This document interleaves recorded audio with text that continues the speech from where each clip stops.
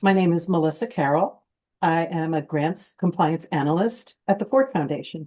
When I first opened up my CliftonStrengths assessment, I was truly amazed. And I've taken so many of these assessments over the years, both professionally, personally. And I think I came into this with okay, show me what you can do.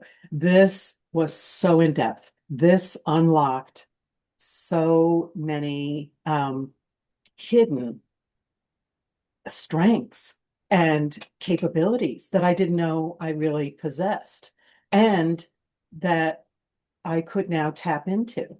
That at this stage of my career, that I was now excited to utilize. I was shocked at how empowered it suddenly made me feel that I had all these tools at my disposal.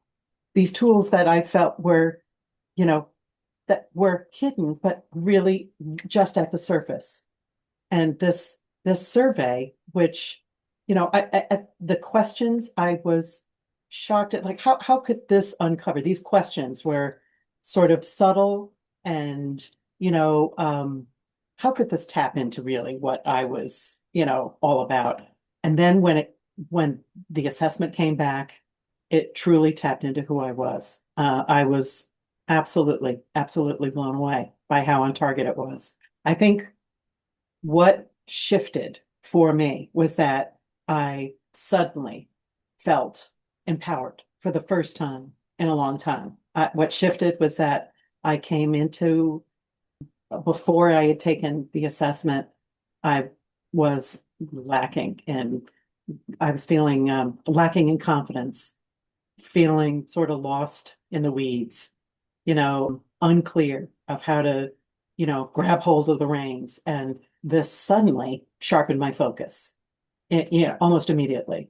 And I was, I felt more confident, empowered, and that I could own my career in a way that I just hadn't felt. I came in feeling almost powerless. I didn't feel like I had any tools at my disposal. I was unclear about my strengths. Let alone how to harness them.